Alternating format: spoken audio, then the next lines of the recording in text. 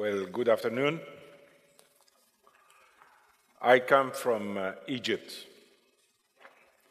the historic land of all religion, the land of the Nile, the land of the pyramids,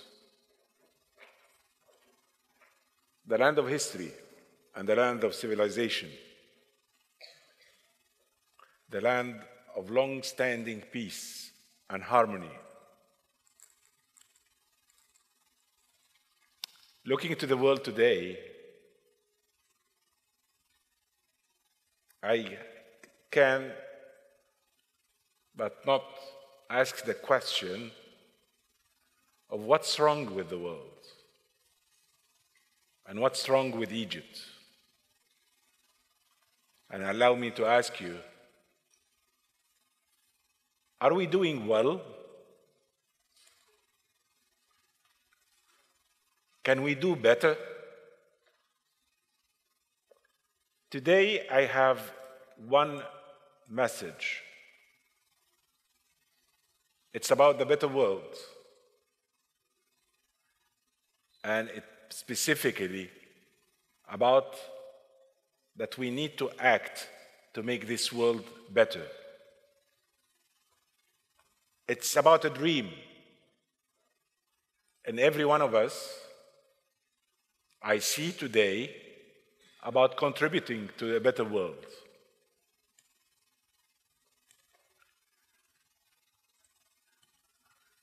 Allow me to, for the sake of time, to share with you the rest of the talk in an SMS format so that we go straight to the point. The first is about the better world. Do we have religious freedom in this world? Do we have economic freedom? Do we have social freedom? I feel that we are today, I am for sure, have less freedom than I used to have years ago and decades ago. And I think what we need to do before we go out of here today is that we think, what can we do together to fix this world and to make it better and to make sure that tomorrow is going to be better for our kids than what we see today. My first SMS is about a story about the information age and about freedom. Back in the late 70s and early 80s, I went to MIT, being a product of the education system of Egypt that I'm privileged to be.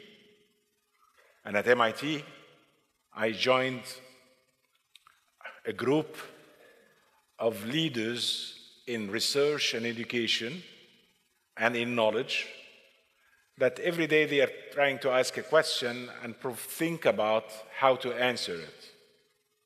The question that I shared with them is how IT, later on called ICT, can help contribute to economic development and social development.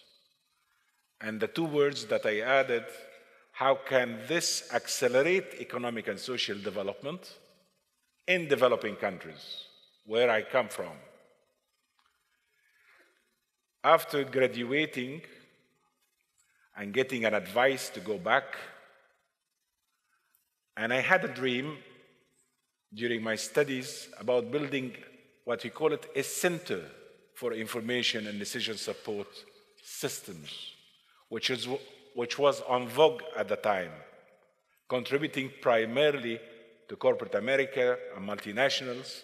And it was the first time a crazy person went and tried to apply it for a government and for a nation. Well, 15 years later, we delivered a center and 1,500 next to it. A center in the cabinet of Egypt, in every ministry, in every governorate, in every province, in every city, and in 1/3 of the villages, 1,300, a total exceeding 1,500. Out of 900 projects, they started from a simple dream around contributing to the economic and social development of the country, around issues like facing every government in the world, like debt management, budget deficit, balance of payment, etc., etc. Issues that contribute to economic reform. Unfortunately, in the developing world, where Egypt was the case, data were rich, but information was very poor. Accordingly, decision-making does not rely on information, but rather on intuition. It's simply, without going into details, a mess. And from a mess to a mess. That was the typical nature. Building the data bit by bit around every issue and in every government organization and pulling it together was a start of illuminating a country and providing support around strategic issues and around issues that started to fuel the engine of development. 15 years later, the country was enjoying the fruits of building one-of-a-kind information infrastructure that did not only contribute to economic growth, which was basically started to pick up to 3%, 4%, 5%, 7%, and so on, but rather in showing the reality of what the country is socially. I mean, how the duality, the discrepancy between the rich and the poor, the urban and the village, etc. Almost every single thing was there. Any parameter you wanted, there, and timely.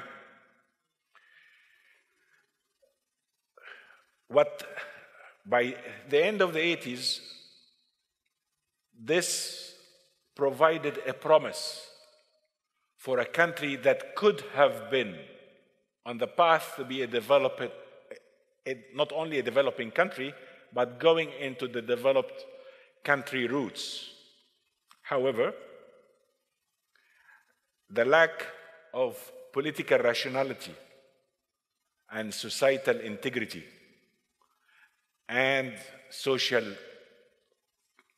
justice and sensitivity, and I would say religious freedom, have been together contributing negatively to what happened in the following decade, and then preparing as well for the revolution later on.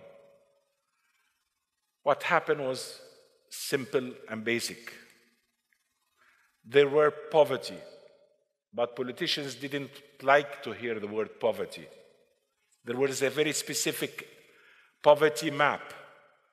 There was illiteracy. After 30 years of governance of a regime and 60 years of a revolution that promised getting rid of illiteracy, there was 30% illiteracy. There was a drop in the quality of the education from being on the top of what Egypt used to do in the mid of the century to being at the last 10 in the quality of the education, number 129 out of 134 across the country. While having a great information and technology and infrastructure on the one hand, we didn't have the quality education on the other hand, and so on.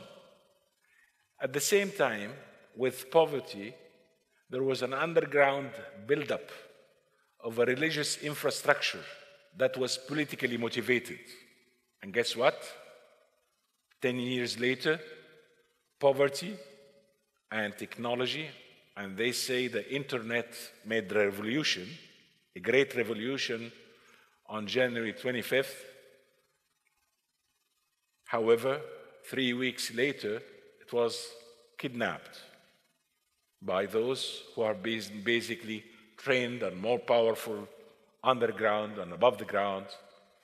And look at what Egypt is today. If we look at the region, I'm talking the Arab world, is facing similar challenges. Today, this region is 370 million. By year 2050, it will be doubled. This region enjoys the highest growth rate in the world, between 1.7 to 2.01, most of the countries in the region. It will be doubled. There will be almost 400 million more. This requires 400 cities, each one of them is 1 million, or 800 cities, each one of them is 500,000, or 1,600 cities, each one of them is 250,000. 2 of them only are under development today. These 400 million more require 100,000 schools, and hopefully schools that will build a new generation rather than that basically compete with knowledge to build economies that basically are at par with the world rather than creating and generating juntas that go for the easy bullets to destroy the world. This multiplier can represent an opportunity for the world, can represent an opportunity for Europe, because the investments and the industries required to be built exceed $10 trillion in the next 40 years. And 40 years in the time span of development is tomorrow. And we need to do it today. And guess what? The only way that I can see that this can be done is through knowledge. Knowledge, knowledge, knowledge. If we empower the have-nots in the world, we can get at par competing for the best of the world. But if someone is hungry or illiterate or he doesn't know, we cannot talk about a better world. We cannot talk about religious freedom, but because someone is using that group, these countries, in a different way from what we're talking about here. So how can we do that? I think we need to think about the dream that every one of you has. How can we fix the political framework of countries and of the world? How can we fix the economy and financial system of countries and the world? How can we basically make sure that the knowledge gap is minimized and that basically we are overcoming the divide? There is a lot that we can do in every area, but I feel that we are still shy from doing the real actions that are needed. I don't understand, for example, how can, with more than half a century of United Nations, we allow regimes to stay more than 30 and 40 years in power, and we don't call it dictatorship, but after they go away. How can we allow, having at the 21st century illiteracy, with the exception of the Millennium Development Goals, effort to be prevailing. How can we allow, countries in Africa or countries in the Arab world having such shortage of basic service like health, where, for example, in Malawi, you have a doctor per 50,000. In Mali, the spending is 1 over 1,000 what's been spent in Canada. In Egypt, it's the same between what's being spent in Cairo or in Upper Egypt. There is a lot of disparity in the world. We are trying to solve small problems, but I think with the resources that we have, and even if they are limited, we can think about how can we address major problems today.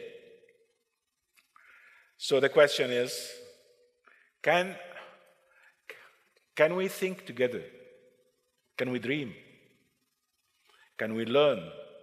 And can we think? And can we act about making this world better? I think the starting point is here.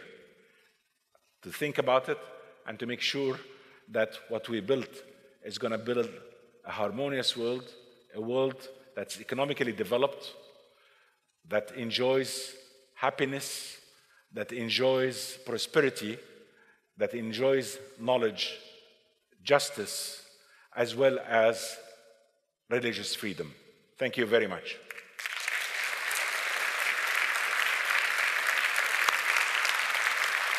Hisham El-Sherif. Thank you.